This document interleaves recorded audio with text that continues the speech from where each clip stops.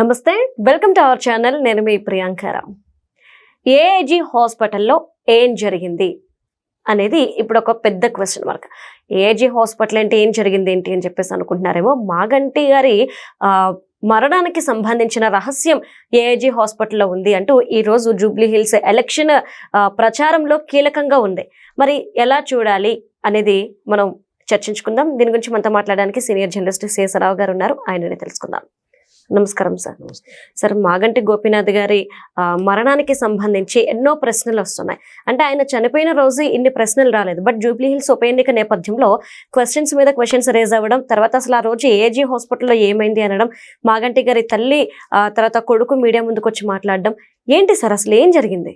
ఇప్పుడు ఏజే హాస్పిటల్లో ఆ రోజు ఏం జరిగింది అనేది ఇప్పుడు పెద్ద మిస్టరీగా కనిపిస్తుంది. అవును. ఎందుకు మాగంటి గోపీనాథ్ గారు ఫ్యామిలీ బయటకు వచ్చి చెప్తున్నారు. అవును. పైగా వాళ్ళ కొడుకు తారక్ అని అతను కూడా చెప్తున్నాడు, తన తండ్రిని చూడటానికి అవకాశం లేదు, కడసారి చూపు చూడటానికి అవకాశం ఇవ్వలేదు అని చెప్పి ఆవిడ చెప్తున్నారు. ఎవరు? వాళ్ళ మదర్ చెప్తున్నారు. మాగంటి గోపీనాథ్ మదర్ చెప్తున్నారు. అలాగే మీకు ఇంకోటి ఏంటంటే, ఈ ఆస్తుల పంపకాలు సేమ్ జగన్మోహన్ రెడ్డి గారు, కేసీఆర్ ఫ్యామిలీలో ఏం జరుగుతుందో మాగంటి ఫ్యామిలీలో కూడా అదే జరుగుతుంది. ఇప్పుడు ఆయన ఆస్తుల పంపకాల్లో ఇప్పుడున్నటువంటి సునీతిగా రాసిచ్చారు.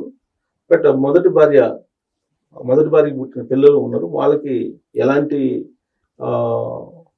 ఆథరైజేషన్ లేదంటే ఆస్తుల పంపకం లేకుండా చేశారు అనేది వాళ్ళ ఫ్యామిలీ చెప్తున్నారు. సరే, ఈ ఆస్తులకు సంబంధించి ఇది ఒక ఎత్తు అయితే, ఇతను అమెరికాలో చదువుతున్నాడు. మాగంటి గోపీనాథ్ కుమారుడు చదువుతున్నప్పుడు కాన్వకేషన్కి వస్తానని చెప్పి వాళ్ళ ఫాదర్ చెప్పాడు అని చెప్పి చెప్తున్నాడు. కాన్వకేషన్కి వస్తానని చెప్పి. ఇదంతా ఒక ఎత్తు అయితే, చనిపోయిన తర్వాత చనిపోక ముందు ఇతను హాస్పిటల్లో ఉన్నప్పుడు కేటీఆర్ గారు చెప్పారట, ఎవరికి? మాగంటి గోపీనాథ్ కుమారుడు తారక్కి. ఏం చెప్పాడు అని అంటే, నువ్వు చదువుకొని ఇక్కడే ఉండిపో, నువ్వు మళ్ళా అక్కడ రాకు, హైదరాబాద్ రాకు, ఇక్కడే ఉండిపో నువ్వు అని చెప్పి చెప్పారట. అది ఎందుకు చెప్పాడు నాకు అని చెప్పి ఇప్పుడు ప్రెస్ మీట్ పెట్టి ప్రెస్ క్లబ్ లో ఆయన చెప్తున్నాడు. ప్రెస్ మీట్ పెట్టి చెప్పాడు, అతను మొత్తం వివరాలు చెప్పాడు. కానీ ప్రెస్ క్లబ్ లో ఇవాళ వీడియో చూద్దాం అంటే లేదు, ప్రెస్ క్లబ్ వెబ్సైట్ లో లేదు. జనరల్ గా అక్కడ జరిగే ప్రెస్ మీట్లు అన్నింటిని కూడా సోషల్ మీడియాలో పెడుతుంటే ప్రెస్ క్లబ్ వెబ్సైట్ లో కూడా పెడుతుంటారు. కానీ దాన్ని డిలీట్ చేశారు. ఎందుకు డిలీట్ చేశారు? ఇప్పుడు అది పెద్ద చర్చ ఇప్పుడు. యాక్చువల్ పైగా నువ్వు ఇక్కడ రావద్దు, నువ్వు అమెరికాలో ఉండిపోయి ఇక్కడ రావద్దు అని చెప్పారట. సో అనేక ఆరోపణలు వస్తున్నాయి. ఇవాళ సోషల్ మీడియాలో మనం ఓపెన్ చేస్తే, ట్విట్టర్ ఓపెన్ చేసినా, ఫేస్బుక్ ఓపెన్ చేసినా, ఇన్స్టాగ్రామ్ ఓపెన్ చేసినా, ఏది ఓపెన్ చేసినా కానీ ఇదే వస్తుంది. ఏంటి? మాగంటి గోపీనాథ్ కుమారుడు, మాగంటి గోపీనాథ్ తల్లి ఏం చెప్తున్నారు, ఆ రోజు ఏం జరిగింది, అసలు 6వ తారీఖు చనిపోయాడా, 8వ తారీఖు చనిపోయాడా, ఆ డేట్ చెప్పండి నాకు అని చెప్పి ఆవిడ వాళ్ళ మదర్. సో ఇది ఎందుకు? ఇప్పుడు ఇవాళ పోలింగ్, ఇది కొన్ని గంటల్లో పోలింగ్, ఇవాళ మొత్తం సోషల్ మీడియాలో ఇదే చర్చ. ప్లస్ దీనికి అడిషనల్ గా దుబాయ్లో ఇటీవల కాలంలో ఒక అతను చనిపోయాడు. అతని అడ్రస్ గల్లంత లేదు. అసలు ఎందుకు చనిపోయాడు, చనిపోయాడా బతుకున్నాడు అనేది కూడా తెలియదు. ఇవన్నీ ఏంటి అనేది ఒకటైతే, మాగంటి గోపీనాథ్ గారు బతికున్న రోజుల్లో జూబ్లీ హిల్స్ పరిధిలో అక్కడేదో రౌడీ షీటర్లు సంథింగ్ ఒక మర్డర్ జరిగింది. అసలు ఈ మర్డర్ ఎందుకు జరిగింది అనేది కూడా మళ్ళీ ఆ మర్డర్కి వీటన్నిటికీ లింక్ పెడుతూ మాట్లాడుతున్నారు సోషల్ మీడియాలో. రకరకాల సోషల్ మీడియాకు వన్స్ ఇష్యూ వచ్చిందంటే దాన్ని మనం ఊహించినటువంటి కోణాలకు తీసుకెళ్తుంటారు నెట్జన్లు. ఇప్పుడు మాగంటి గోపీనాథ్ గారు చనిపోయాడా చచ్చిపోయాడా అనేది పెద్ద ట్యాగ్ పెట్టి సోషల్ మీడియాలో పోస్ట్ చేస్తున్నారు. చనిపోయాడా చంపేశారా ఇలా ట్యాగ్ పెట్టి ప్రచారం చేస్తున్నారు. మరికొన్ని గంటల్లో పోలింగ్ ఉంది, అప్పుడు ఇవన్నీ వస్తున్నాయి.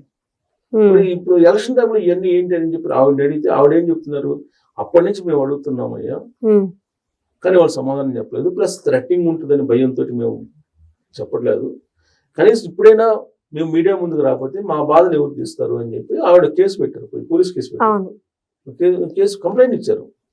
ఇప్పుడు రేవంత్ రెడ్డి గారు ఏమంటున్నారు, ముఖ్యమంత్రి ఈ హోదాలో మొన్న ఈ మధ్య మీటింగ్లో ప్రెస్ మీట్ పెట్టినప్పుడు వాళ్ళు వచ్చి కంప్లైంట్ ఇస్తే మేము చట్ట ప్రకారం మేము విచారణ చేస్తామని చెప్తున్నాడు. సో ఆయన కూడా ఏం చెప్తున్నాడు ముఖ్యమంత్రిగా, అసలు హాస్పిటల్ ఏఐజీ హాస్పిటల్ ఏం జరిగిందో అది చెప్పండి అని చెప్పి ఆయన కూడా అడుగుతున్నారు. అవును. కాబట్టి ఏఐజీ హాస్పిటల్లో ఏం జరిగింది అనే దాని చుట్టూనే గత 48 గంటల నుంచి జూబ్లీహిల్స్ నియోజక పరిధిలో చర్చ జరుగుతుంది. ఏం జరిగింది అని. ఇప్పుడు అసలు కేటీఆర్ గారు అమెరికా నుంచి వచ్చిన తర్వాత ఎందుకు ఈ మరణించారు అనౌన్స్ చేశారు. పైగా ఇంటి దగ్గర నుంచి వెళ్ళేటప్పుడు మామూలుగా వెళ్ళాడు, ఆయన బాగలేని సంగతి కూడా నాకు తెలియదు అని చెప్పి వాళ్ళ తల్లి చెప్తుంది. సో ఇవన్నీ ఇష్యూస్ ఇప్పుడు బాగా సోషల్ మీడియాలో వైరల్ అవుతుంది. ఇదొకటి. రెండు, ఇవాళ మీరు ఓపెన్ చేయండి కావాలంటే తెలుస్తుంది. రెండు ఏంటంటే ఎన్టీ రామారావు గారిని ఏమన్నారు కేటీఆర్, అలాగే ఆంధ్ర వాళ్ళని ఏమన్నారు, అలాగే చంద్రబాబు నాయుడు గారు అరెస్ట్ అయినప్పుడు ఏమన్నారు, లోకేష్ గారి గురించి ఏమన్నారు. ఇవన్నీ ఎక్కడెక్కడో కటింగ్స్ మొత్తం తీసుకొచ్చి బాగా ట్రోల్ చేస్తున్నారు. అలాగే గతంలో అసెంబ్లీలో ఆంధ్ర వాళ్ళ గురించి ఏమన్నారు కేసీఆర్, అలాగే ఎన్టీఆర్ విగ్రహం గురించి ఏమన్నారు. ఇవన్నీ సోషల్ మీడియాలో బాగా ట్రోల్ అవుతాయి. అంటే ఎన్నికల ప్రచారంలో చివరికి మిగిలింది 2 అస్త్రాలు. వాటిలో ఒకటి ప్రధానమైన అస్త్రం ఏఐజీ హాస్పిటల్లో ఆ రోజు ఏం జరిగింది, మాగంటి గోపీనాథ్ మరణం వెనక ఉండేటువంటి మిస్టరీ ఏంటి అనేది ఒకటి. రెండు, ఆంధ్ర వాళ్ళని ఎన్టీఆర్ సెంట్రిక్ గా సీనియర్ ఎన్టీఆర్ సెంట్రిక్ గా ఎన్టీ రామారావు గారిని ఎక్కడెక్కడ ఎప్పుడెప్పుడు ఏమేమన్నారు. ఇది ఈ 2 అంశాలు ప్రధానంగా ఇవాళ ట్రోల్ అవుతున్నాయి. అంటే తెల్లారితే పోలింగ్ కాబట్టి ఇవన్నీ ట్రోల్ అవుతుంది. సార్, అంటే మీరు అన్నట్టు తారక్ ప్రెస్ మీట్ పెట్టినప్పుడు ఒక మాట అన్నారు, తన వాట్సాప్ చాటింగ్ చూపిస్తూ అలానే సునీత గారి నామినేషన్ పత్రాన్ని కూడా చూపిస్తూ నెంబర్ చెప్పి నన్ను బెదిరించారు, ఆ రోజు రావద్దని చెప్తూ ఒక నాయకుడి పేరు కూడా చెప్పాడు కదా. ఆ నాయకుడు ఎవరు సార్? బీఆర్ఎస్ పార్టీ వాళ్ళ గురించి. బీఆర్ఎస్ పార్టీ వాళ్ళ గురించి చెప్పాడు అతను. సరే, కంప్లైంట్ ఇచ్చారు. కంప్లైంట్ విచారణలో మొత్తం ఎవరెవరు ఏం చెప్పారు, చాటింగ్ ఎవరు చేశారు. అసలు ఇప్పుడు నామినేషన్ లో ఇప్పుడు సునీత అసలు లీగల్ వైఫ్ కాదు అని అంటున్నారు. లీగల్ వైఫ్ కాదు అది ఆవిడ అని చెప్పి ఇప్పుడు పెద్ద ఇష్యూ నడుస్తుంది. డివోర్స్ కూడా ఇంకా లీగల్ గా పెద్ద ఆవిడ అంటే మొదటి భార్య లీగల్ గా ఉన్నారు, డైవర్స్ ఇవ్వలేదు. డైవర్స్ ఇవ్వకుండా ఈవిడ్ని ఎలా మీరు వైఫ్ గా యాక్సెప్ట్ చేస్తారు?